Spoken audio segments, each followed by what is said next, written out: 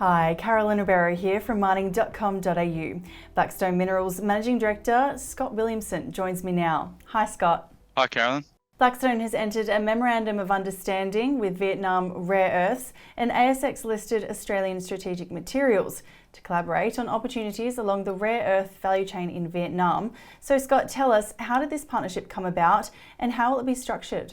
Yeah, so it just really came out of the blue for us. Obviously, we're focused on our nickel assets in northern Vietnam. We're looking to build a mining and refining business around the nickel in Vietnam, but the rare earth refinery came to us just recently and said, we would like to really leverage off your skill sets in the mining space. So they have a refinery that's operating in Vietnam at the moment, but they want to access some of the mining tenements that are in sort of the north of where we're operating.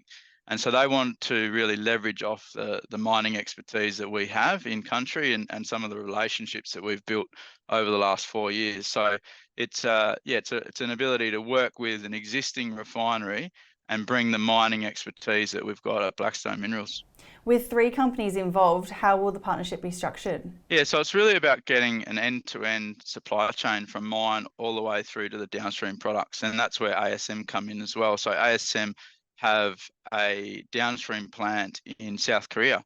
So through the three-way partnership, we've got the upstream, midstream, and the downstream covered. So we've got this ability to have this end-to-end supply chain from rare earths in the ground all the way through to the downstream of ASM. So it's really about a collaboration to go and access some of these world-class rare earth deposits in the northern Vietnam region and get those that rare earth all the way through to those downstream products in South Korea.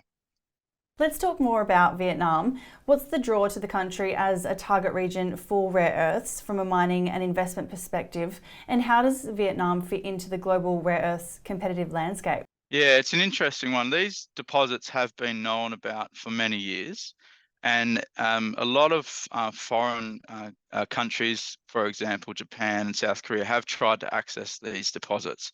But without those in-country relationships like that we've built over the last 4 years, it's very difficult to access mining tenements in Vietnam. So we've got that know-how. So what we're seeing is these are some of the best rare earth deposits in the world, some of the highest grade and largest reserves, untouched reserves in the world. So from a geological perspective, it's very similar to what's in China. And so, yeah, it's some of the best geology for rare earths we've seen anywhere.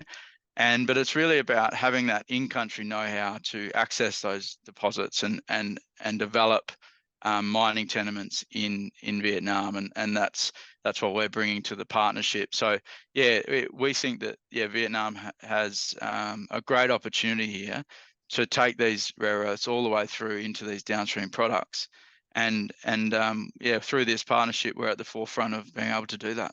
Scott, you mentioned the tar coal project earlier. Do you have any updates for investors from Blackstone's work here? Yeah, so we're just ongoing with the definitive feasibility study that's coming to a conclusion over the next few weeks. And that's really a key piece of data for our partners as well. So we're looking at a partnership process at the moment. That DFS is a really important data set for the potential partners that we're looking to bring into our refinery. So we've broadened our search radius, and we're looking in Korea, Japan, and China, and really looking to bring in some of the major players in the lithium-ion battery and electric vehicle space. So that's what we're working on in the background, finishing that DFS, bringing in the partner, and then starting the build phase. So yeah, a lot of work happening there, and we're hoping to be able to bring some of that to the market over the coming months. Great. Well, Scott, thank you so much for your time today.